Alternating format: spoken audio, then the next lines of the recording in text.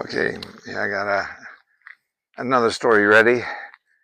I think I've never told this, so it'll be good jogging of my memory, but it's about the way my mother passed away. Okay, we were living in Japan at the time. I think it was the end of 2021. No. No. 2001. This is right after 9/11, right after 9/11. Okay, which happened while I was in Japan. And that might be another story I can talk. Where was I on 9/11? Oh, that's another story, maybe. But anyways, I got a call saying my mother went in for a knee operation.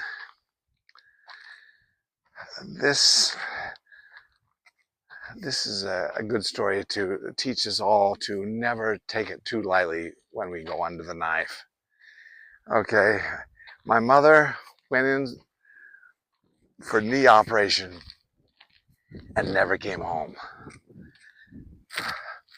Okay, she went into a coma, and this is why, yeah, I don't know. I wasn't here. I don't know how uncomfortable my mother was, but my sense is that she wasn't totally incapacitated, not totally uncomfortable with her knee, but a doctor who she probably trusts way more than I do.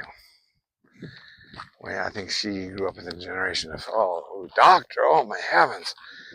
If they say it, it must be true.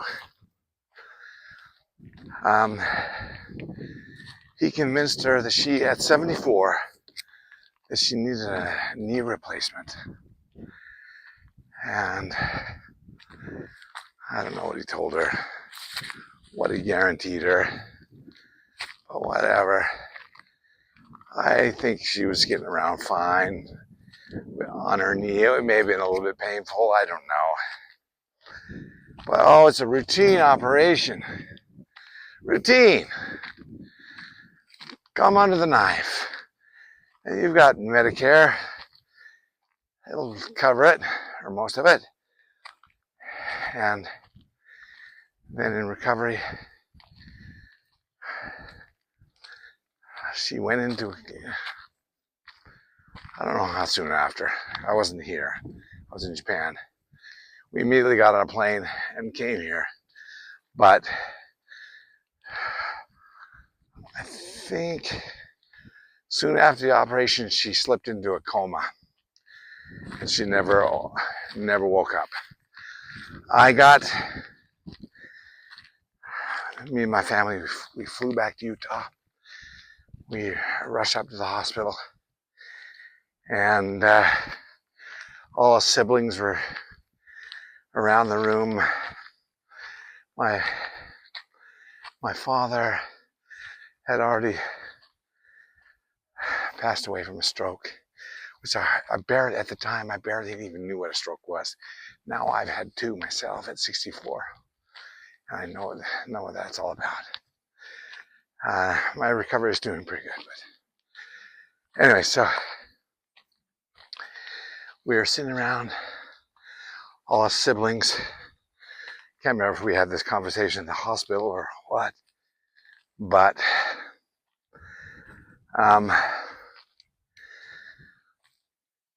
we thought, oh wow. I think the consensus was that we're not gonna.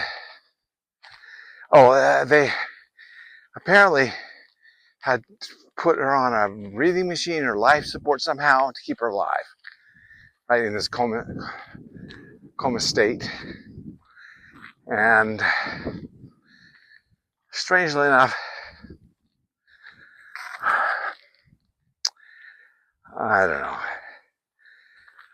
we kind of got the feeling that she was ready to go.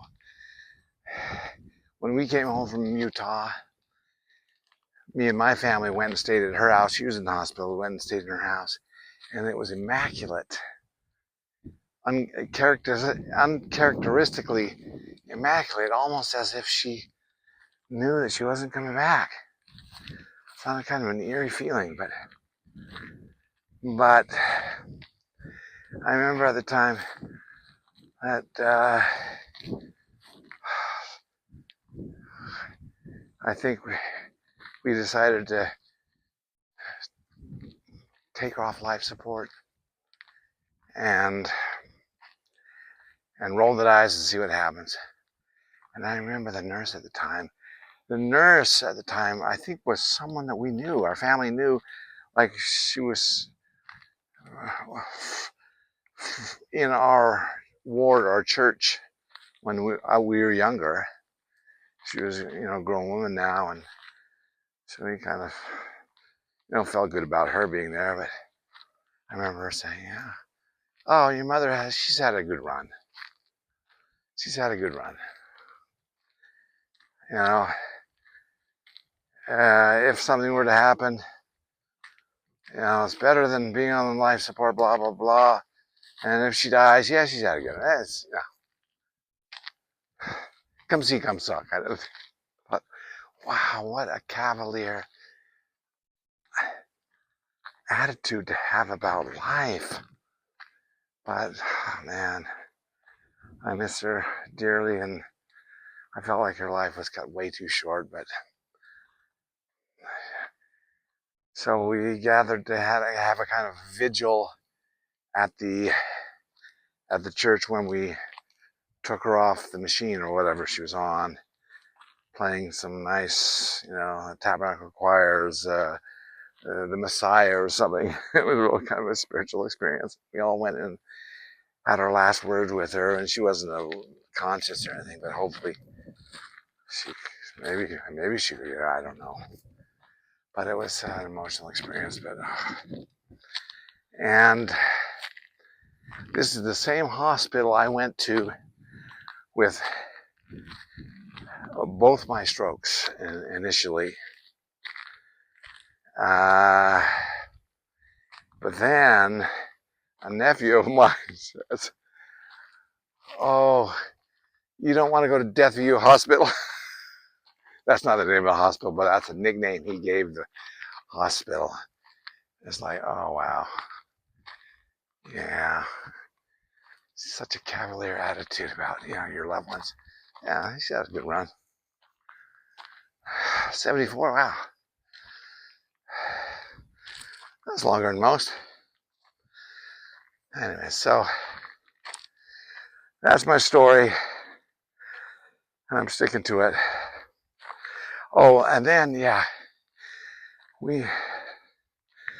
this is at the end, I'm sorry.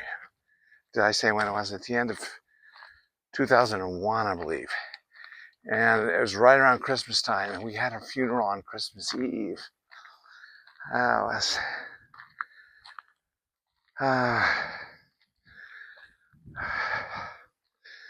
quite a emotional day for us. And she's not Irish, but my dad comes from Irish background, and so one of my siblings had some bagpipes playing, and when they were taking the casket out of the funeral, it's just like, I just brought up so much emotion. Oh, and this is another thing I'll say.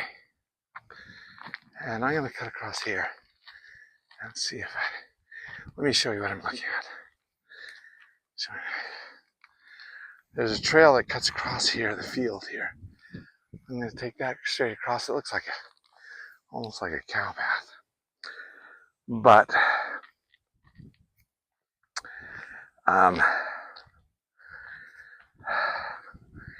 what was I going to say?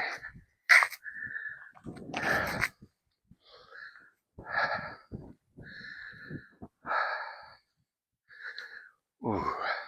Oh, this is what I'm going to say, yeah. And my father had passed away probably about, was it as many as 10 years previous? Quite young. My mother was much younger than he. I think he passed at 74. My mother also passed at 74. There was, I don't know, like 10 to 8 years apart, something like that.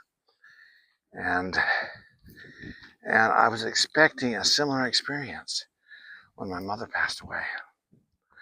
But oh boy, I was wrong. It was a different experience for me. When my dad passed away, well, I've flown home to Ohio. We flew here from Ohio to see him before he died.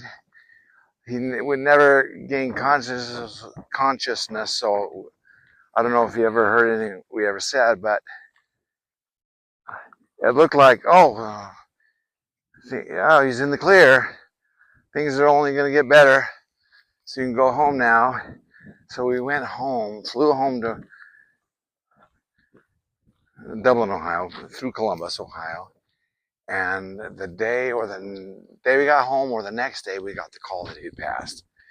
So we immediately hopped on another airplane and went back to Utah. And then, let's see.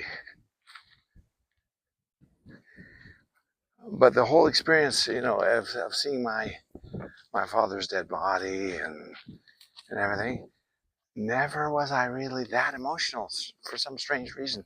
I was expecting to be just flabbergasted. It didn't come till much later.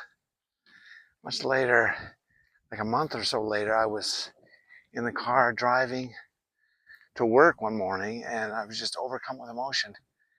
It didn't come till way late. So, and then I had a little bit of a dream experience with my father that maybe I'll tell at some point. But so that's kind of what I was expecting with my mother. So when my mother passed away, we had the vigil. The night we were going to turn off I think it was a pacemaker or something. And sure enough, we got the next morning, we got the word from my sister that she'd passed. So we immediately drove down to the hospital. And then when I walked into the hospital room and saw her body there, oh my heavens, I have never felt so much emotion. I was instantly bawling like a baby, uncontrollably. I was hardly consolable. And I was not expecting that because the experience with my dad was so much different. But I put it down to this. Our mothers are something special to us. And of course, she had the lion's share of the upbringing and the disciplining and we were constantly playing, Yahtzee or Racco or card games or tossing an orange around or something in the kitchen.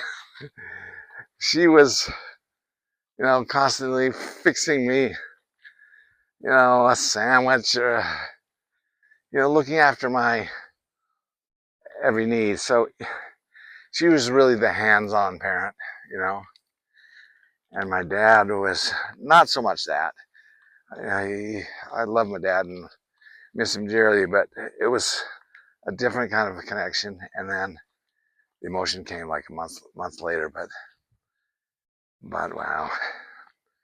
So anyways, that's my story and I'm sticking to it. And thank you for listening. Bye-bye.